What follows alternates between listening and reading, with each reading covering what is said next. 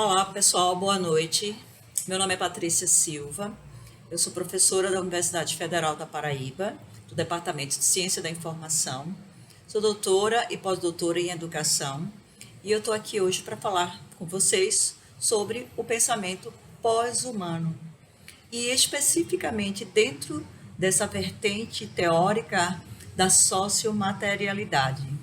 Antes eu queria agradecer o convite do meu querido amigo Eric para participar desse espaço que eu acho de extrema importância, principalmente no momento que estamos vivendo, com tanta desinformação. Então, ter um espaço de diálogo, de troca de conhecimento é extremamente importante. Mas vamos lá. O que é o pensamento pós-humano? A gente precisa entender que o humano, que nós, humanos, não somos um conjunto de emoções, intenções, memórias e habilidades adquiridas em um invólucro isolado de pele apenas, tá? O Manifesto Ciborgue de Dana Haraway, em 2009, já trazia a seguinte questão: por que nossos corpos devem terminar na pele? Então, esse questionamento já nos coloca uma pulga atrás da orelha e para entender que nós humanos somos constituídos de vários elementos que nos moldam, nos associam ao mundo. Ou seja, o humano é ao mesmo tempo uma singularidade, mas também um somatório de vínculos.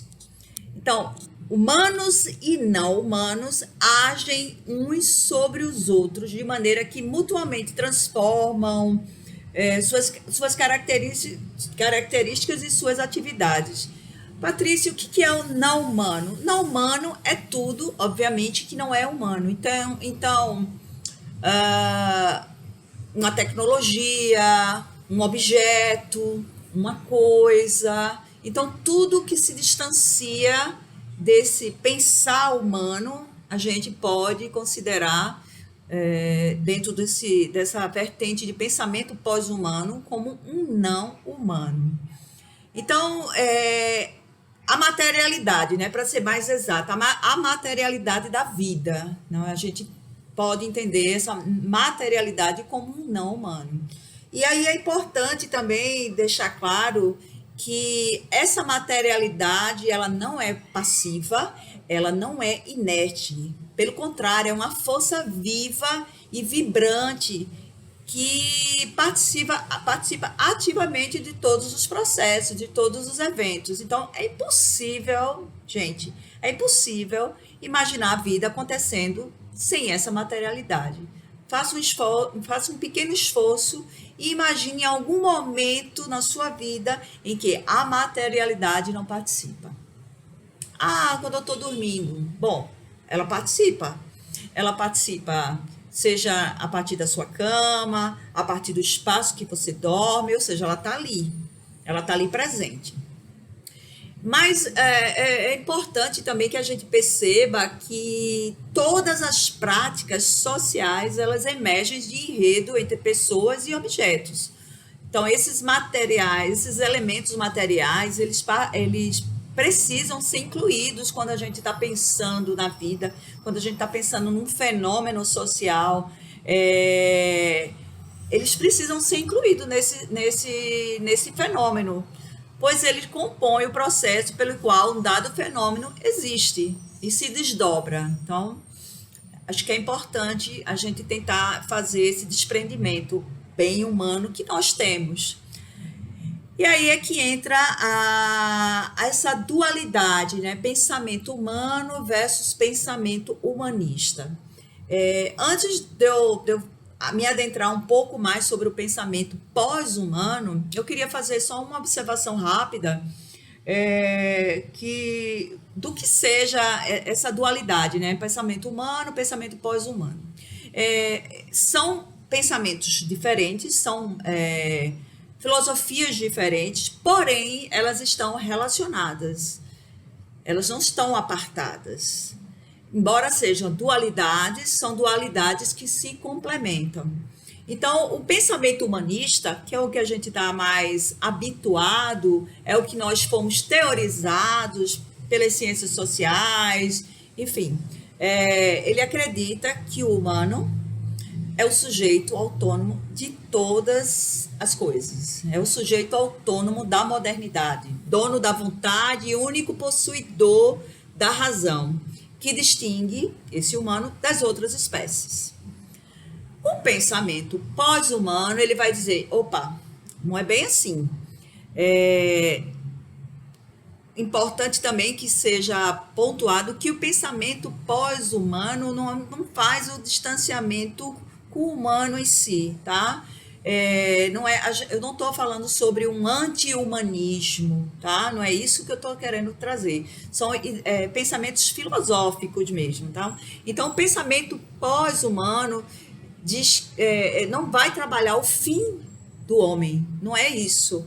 Mas ele quer que nós pensemos num universo que não seja apenas centrado no homem. Aí eu posso trazer o famoso cogito do Descartes, né? Penso, logo existo. Fazendo uma analogia com essa frase, penso, logo existo, os pensadores pós-humanos vão dizer assim, penso, logo me associo. Que é aí que quando eu for falar um pouco de sociomaterialidade, tem a ver com isso. Então, quando a gente traz essa questão pós-humanista, não estamos falando com uma rejeição ao humanismo, um anti-humanismo, como eu também falei, mas como um questionamento dessas limitações impostas pelo pensamento humanista. Até parece uma trava-língua, né, gente? Mas é bem por aí. Então, essa filosofia pós-humana, ela tem alguns pressupostos teóricos e tem alguns teóricos de muito peso. Eu posso citar o Foucault, Michel Foucault, o Nietzsche, o Deleuze e o Guattari. E aí eu posso até pontuar algumas coisas. Por exemplo, Nietzsche tem um livro que chama Assim Falava Zaratustra, e dentro do texto, né, do livro, ele tem uma frase mais ou menos assim, eu não sei se vai ser exatamente como está escrito, mas é mais ou menos assim.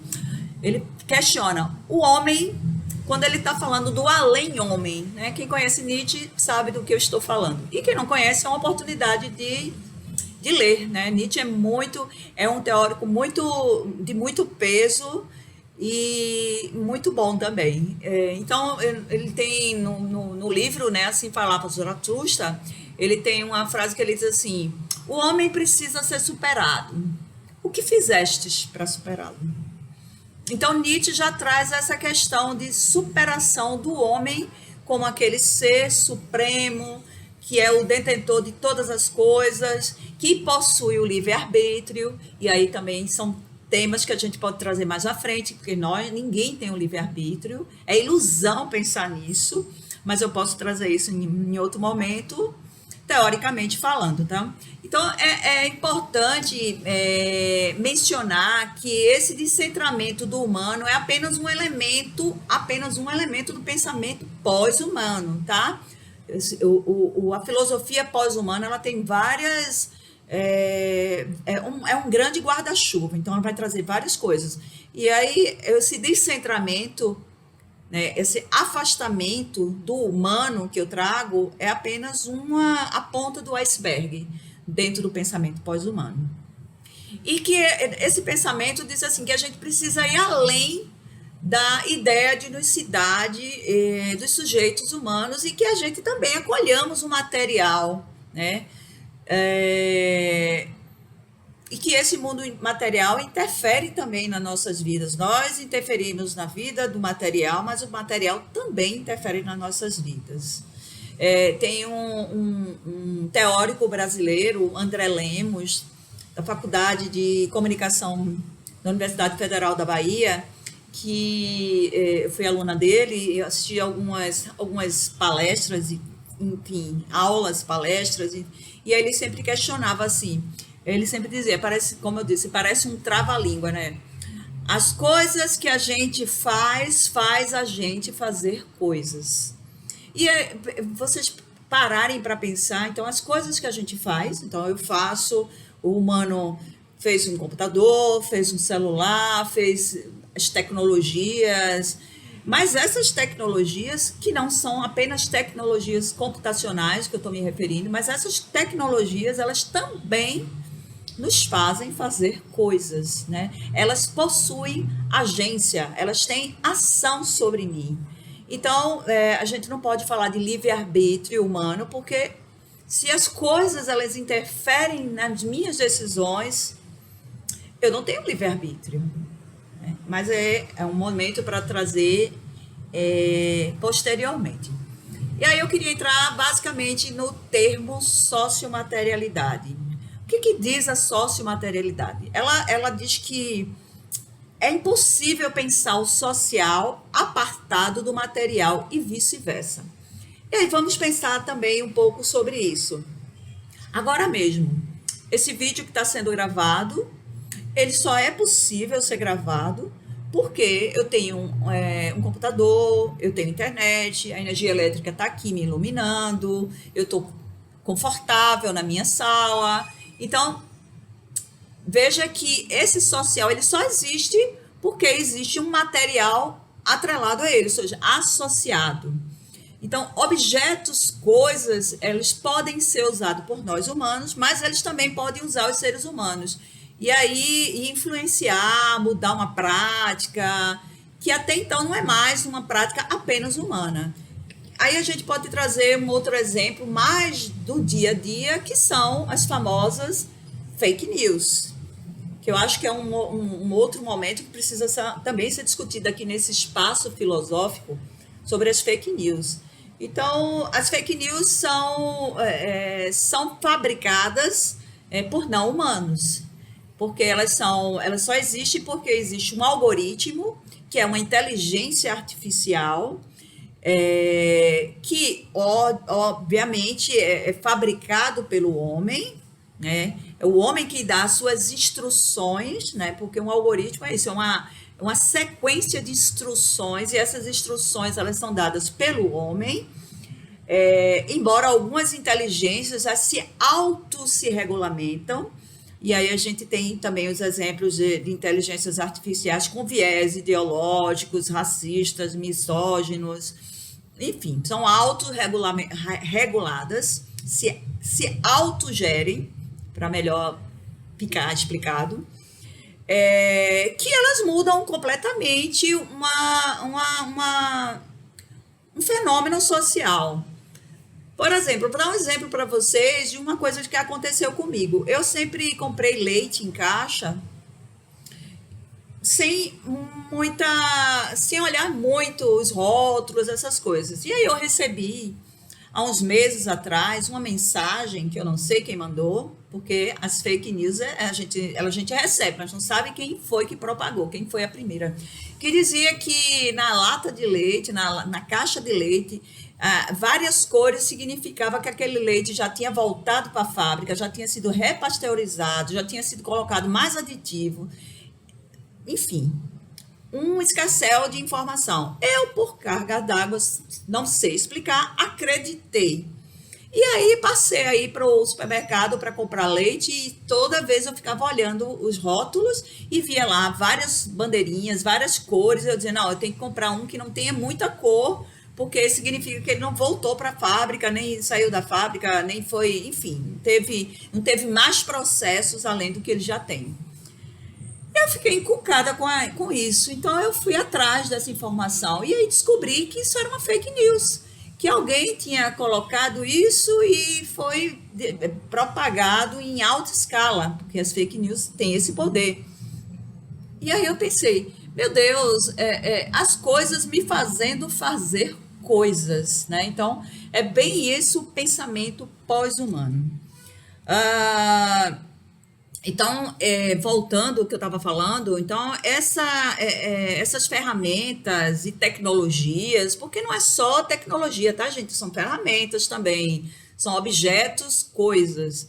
Elas aumentam a nossa capacidade e os nossos sentidos, E esses não-humanos produzem profundas mudanças no conhecimento, no comportamento, na cultura. E falar sobre o pós-humano não é algo novo, não surge agora com a pandemia. Então, é uma coisa bem antiga. Então, vamos pensar mais, vamos voltar um pouco no tempo e pensar o pós-humano, ou melhor, os não-humanos, como extensões do nosso corpo. Porque o pensamento pós-humano ele vai trazer isso também muito presente, como essa materialidade como extensão do nosso corpo, né? Então a gente podia pensar nas figuras míticas, né? Como por exemplo o Minotauro, metade homem, metade animal, a sereia, metade mulher, metade peixe, o Frankenstein, que aí tem vários elementos ali, e o próprio ciborgue, né? Pensar aqui no Blade Runner, filme belíssimo, ou, por exemplo, no aquele do Exterminador do Futuro, também é um ciborgue, né? São metade homem, metade máquina e outros elementos. Então, todos essas figuras são miscigenadas, são compostas, são heterogêneas, são híbridas. E aí eu posso dizer para vocês também que nós somos híbridos. A partir do momento que eu preciso de um óculos para enxergar, ou de um aparelho auditivo para melhor escutar, ou, enfim, de outros objetos, coisas, para que eu me constitua como ser, para Patrícia ser quem ela é. Então, podemos dizer que somos híbridos. E aí também tem uma pesquisa americana, que, se não me engano, foi 2017 ou 2007, eu não tenho certeza, que ela mostra que o nosso corpo, né, o corpo humano mesmo só tem 60%, porque 42% é composto por bactérias, protozoários, que sem eles não estaríamos vivos. Então, assim, nós mesmos não somos totalmente humanos. E aí pensar em sociomaterialidade, né? O pensamento pós-humano vai nos levar nesse sentido da sociomaterialidade, pensar um pouco de sociomaterialidade. O que é isso, né? Aí são duas palavras conjuntas, o social mais o material. Somando as duas, a gente chega ao termo sociomaterial. E aí, o que é o social? Eu vou trazer um pouco para vocês a etimologia da palavra social, né? Que vem do latim, que significa socius, que significa associar, ter sentido de incluir qualquer coisa e tudo que pode ser associado. Então, social ou conexões, interações, pode incluir qualquer coisa, plantas, animais, artefatos, humanos, obviamente, objetos, coisas. Então, o social é uma inclusão, é uma associação de tudo. Então, se somos seres sociais, somos seres sociomateriais, porque o social é a inclusão de tudo. Então, tudo que integra o social, objetos, coisas, e sem essa sociomaterialidade, sem essa materialidade, a gente não existia sociedade, e essas interações que são feitas através desses objetos, coisas, é que nos constitui como humanos que somos. Então é isso, pessoal. Eu não sei se ficou claro. Eric vai me colocar o meu e-mail aqui embaixo para vocês. A gente pode dialogar em outros momentos. Eu espero que vocês tenham curtido um pouco esse espaço de aprendizagem. E é isso. Beijo grande para vocês e até a próxima.